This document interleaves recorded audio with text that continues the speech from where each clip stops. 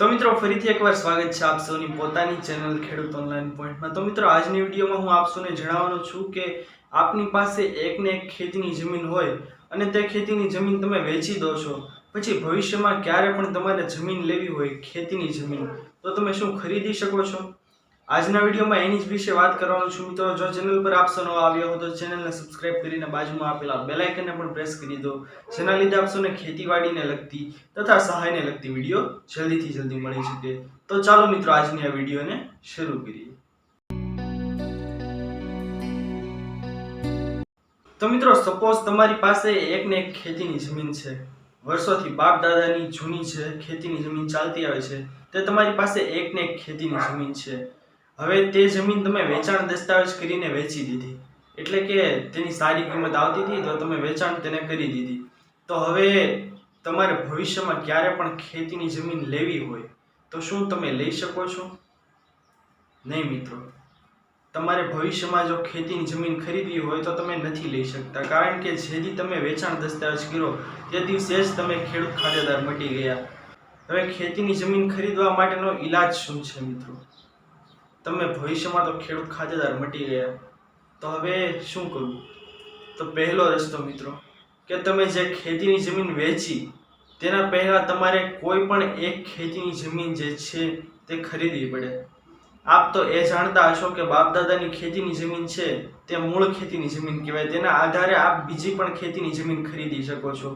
ભવિષ્યમાં તમારે કોઈ પણ ખેતીની જમીન ખરીદવી હોય તો તેના માટે એક જ ખેતીની જમીન કામ લાગે છે, તમારા બાપ દાદાની ખેતીની જમીન। તેના આધારે જ તમારું ટાઇટલ નક્કી થાય છે કે તમે જન્મજાત ખેડૂત ખાતેદાર છો કે પછી નથી। તો મિત્રો હવે તમે જે ખેતીની જમીન વેચી દીધી તો તમે શું કરશો? તો તેના માટેનો મિત્રો ફર્સ્ટ મેં ઈલાજ કીધો તે કે તમારે જે ખેતીની જમીન વેચો છો તેના પહેલા તમારે કોઈ પણ એક ખેતીની જમીન ખરીદવી પડે, જેનાથી તમે ખેડૂત ખાતેદાર મળતા નથી, એટલે કે તમે ખેડૂત ખાતેદાર બનેલા રહો છો।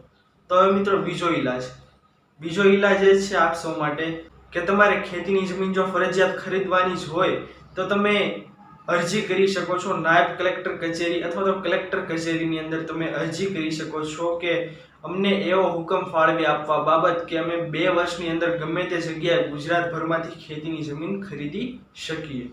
તો મિત્રો તે અરજી કેવી રીતે થાય છે?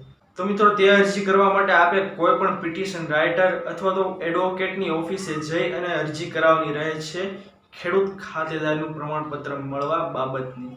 તો મિત્રો તે ખેડૂત ખાતેદારનું પ્રમાણપત્ર જે છે તે આપને મળે છે પ્રાંત કચેરી અથવા તો લાગુ કલેક્ટર કચેરીમાંથી, એટલે કે તમે જિલ્લામાં રહો છો, જિલ્લામાં તમારી ખેતીની જમીન આવેલી છે તો તમને કલેક્ટર કચેરીની અંદરથી તે હુકમ ફાળવવામાં આવશે, અને જો તાલુકા અથવા તો ગામડામાં રહેતા હોય તો તમને પ્રાંત કચેરીમાંથી તે હુકમ ફાળવવામાં આવશે।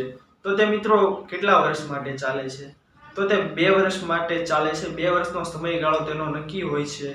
2 વર્ષ બાદ તમે તે હુકમ લઈને આવો કે મારે આ ખેતીની જમીન ખરીદવી છે તો તમે ખરીદી શકતા નથી। તેના માટે આપે ફરજિયાત 2 વર્ષની અંદર ગુજરાતભરમાં ગમે તે જગ્યાએથી તમારે ખેતીની જમીન ખરીદી લેવી પડે, અન્યથા તમે ખેડૂત ખાતેદાર મટી જાઓ છો અને તમે બિન ખેડૂત થઈ જાઓ છો। તમે ભવિષ્યમાં ક્યારે પણ કોઈ પણ પ્રકારની ખેતીની જમીન ખરીદી શકતા નથી।